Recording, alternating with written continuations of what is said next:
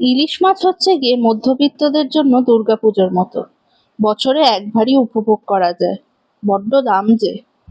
তাই রবিবারের যখন দুপুরে লাঞ্চে ইলিশ মাছ হবে ডিসাইড হলো, ভাবলাম সর্ষে ইলিশ করে দেখা যাক। একদম সোজা রেসিপি, আর বেশি সময়ও লাগে না। আমি এখানে ইলিশ মাছটাকে ভালো করে ধুয়ে ওর মধ্যে নুন আর হলুদ মাখিয়ে এপিট ওপিট করে মাখিয়ে রেখে দিয়েছি। তার মধ্যে 2 থেকে 3 চামচ সর্ষের তেল দিয়ে আবারও ভালো করে মাখিয়ে মোটামুটি 10 থেকে 15 মিনিট সাইডে রেখে দিতে হবে। সর্ষে ইলিশের পেস্টটার জন্য আমি কালো সর্ষে নিয়েছি আর পোস্ত নিয়েছি। সাদা সর্ষে দিয়েও করা যায়।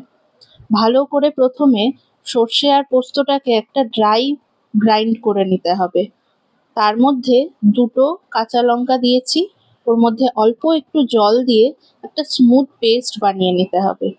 এটা মোটামুটি 2 থেকে 3 বার মিক্সিটা ঘোরালেই এই পেস্টটা হয়ে যায়। যাতে সর্ষেটা তিতো না হয়ে যায়, 1 চিমটে নুন দিয়ে ওই পেস্টটাকে ভালো করে একটু জল দিয়ে পাতলা করে সাইডে রেখে দিয়েছি। এরপরে হচ্ছে সর্ষে ইলিশটা বানানোর পালা।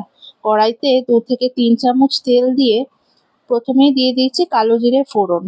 তারপরে ওটা ফুটে উঠলে চিড়ে রাখা কাঁচা লঙ্কা দিয়ে ওর মধ্যে হলুদ আর একটু কাশ্মীরি মির্চ দিয়েছি জাস্ট রং এর জন্য, না দিলেও কিছু না। ভালো করে ওটাকে একটু ভাজা হয়ে গেলে ওর মধ্যে দিয়ে দেব সর্ষে আর পোস্তর যে পেস্টটা বানিয়ে রেখেছিলাম সেটা। পোস্তর বড্ড দাম, তাই আবারও ওই বাটিতে একটু জল দিয়ে ওটার মধ্যে অ্যাড করে দেব। মোটামুটি 1 থেকে 2 মিনিট হাই ফ্লেমে নাড়িয়ে একটু ফুটলে ওর মধ্যে নুন আর যে সর্ষে তেল আর হলুদ নুন দিয়ে মাখিয়ে রাখা মাছটা ছিল সেটা দিয়ে দেব। লোকাল ট্রেনে 3 জনের সিটে 4 জন যেরকম চেপে চেপে বসি আমরা, সেরকম এখানেও কড়াইতে একটু জায়গা করে নিতে হবে, যাতে মাছগুলো যখন সিদ্ধ হয়ে যায় ভেঙে না যায়।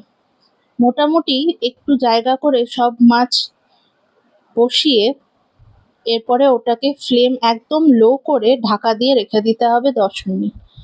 এই হয়ে গেল মোটামুটি আমাদের সর্ষে ইলিশটা রেডি। মাছটাও সিদ্ধ হয়ে গেছে। আমি খুন্তি দিয়ে একটু নাড়িয়ে দিয়েছি যাতে নিচে পোস্ত আর সর্ষের যে পেস্টটা ওটা কড়াইতে না লেগে যায়। লাস্টে 1 চামচ কাঁচা সর্ষের তেল আর কয়েকটা কাঁচা লঙ্কা দিয়েই মোটামুটি আমাদের রেডি সর্ষে ইলিশ।